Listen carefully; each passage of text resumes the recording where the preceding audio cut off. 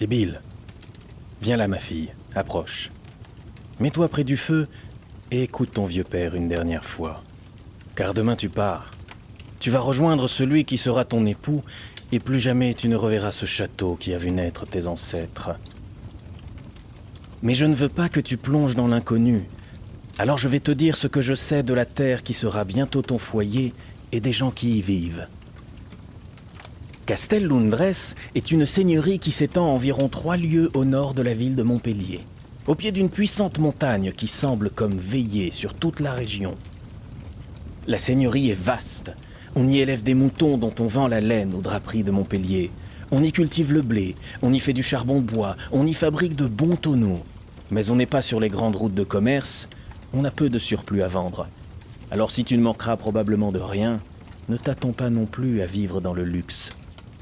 La principale richesse de Castel Lundres, ce sont les personnes qui y vivent et ses légendes. On dit des gens de Castel Lundres qu'ils sont durs à la tâche, obstinés. On y aime le tir là-bas, et on dit que toutes et tous naissent avec un arc à la main.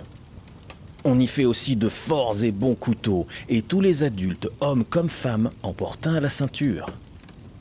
Peut-être plus qu'ailleurs dans le Languedoc, on y cultive la parage, la noblesse de cœur qui les rend faciles à l'hospitalité, peu enclins à juger autrui, les pieds bien ancrés dans la terre, et le sens aigu de ce qui est juste sous le ciel.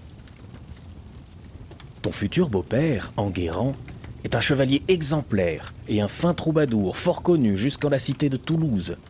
Sa lignée est ancienne, cousine de celle des comtes de Toulouse et des vicomtes de Béziers. Mais il y a 5 ans, Enguerrand est revenu amer et sombre de la croisade où il s'est pourtant couvert de gloire. Depuis, il ne quitte plus ses terres et rarement son château, une ombre planant sur lui. Il reste pourtant un homme noble et juste. Et de ce que j'en sais, ton futur époux Amaury suit les traces des valeurs de son père. Mais pourtant, tu devras bien te garder là-bas, ma fille. Garde bien ton crucifix contre ta poitrine. Ne néglige pas tes prières, car on dit que rôde à Castel Lundres un danger prêt à dévorer ta chair et ton âme. On dit qu'il y a des temps immémoriaux, les seigneurs de Castel Lundres ont fait un pacte avec des créatures infernales. Il y a longtemps, fort longtemps, un groupe d'hommes et de femmes sont venus depuis Agde et se sont installés dans la région. Mais bien vite, on s'est aperçu que le démon vivait en eux, et quand la lune se découpait au sommet de la montagne, ils se changeaient en terribles et gigantesques loups. Il n'y avait alors ni homme, ni bête qui soit à l'abri de leurs crocs. Mais vivait là aussi un certain Arnulf, qui, dit-on, était un archer au talent exceptionnel. Il réunit tout ce que la région comptait de braves et de bravesses pour chasser les bêtes.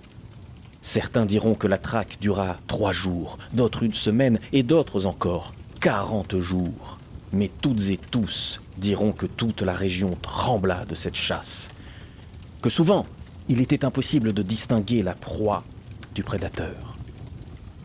Tout à la fin, les loups-garous furent acculés tout au sommet de la montagne qui se termine par une falaise vertigineuse. Mais Arnulf était blessé. Il n'avait plus avec lui que 2 compagnons et une compagne pour affronter les monstres. Il se produisit alors quelque chose d'extraordinaire. Il y a, vois-tu, au sommet de cette montagne une grande croix, et Arnulf vit alors une femme louve prier. « Vous êtes chrétien ?» dit Arnulf. « Oui, da, chasseur. Et puisqu'il se peut que ce soit notre dernier jour en cette vallée de larmes, nous comptons la quitter en règle avec notre Seigneur. » Beaucoup dirent que ce n'était là que ruse de la part de la louve pour tenter de sauver sa vie, et qu'elle fut en ce jour plus rusée que Goupil. Et toute sa meute suivit, priant éperdument pour leur salut. Arnulf en fut touché. « Je ne sais quelle malédiction vous afflige, ni pourquoi le Seigneur a choisi de vous faire porter une si lourde croix. Mais c'est péché mortel pour un chrétien que de faire couler le sang d'un de ses frères en Jésus-Christ. Aussi, je ne vous oxyrai pas, ni aujourd'hui ni demain, à condition pour vous de jurer sur cette croix de ne plus vous en prendre ni aux troupeaux, ni aux gens de cette terre. Sur la croix, nous le jurons, dirent les loups-garous. Et en prix du mal que nous avons fait, jurons également de protéger cette terre tant que ton sang en est le seigneur. Les loups-garous jurèrent et tinrent leurs promesses.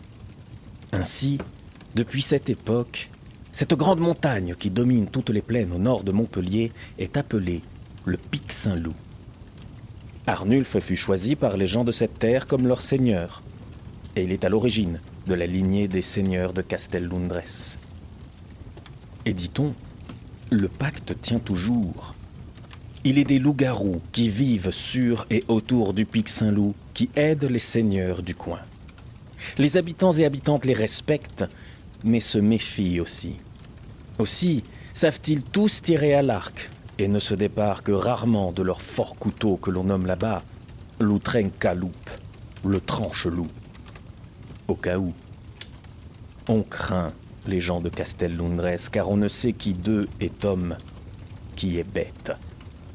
Alors, Sibylle, ma fille, prends garde à ton âme et fais tien ce proverbe qu'on dit à Montpellier. Méfie-toi de la terre où les moutons sont gardés par des loups.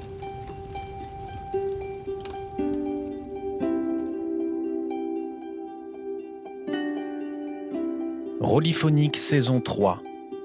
Les loups de la bergerie.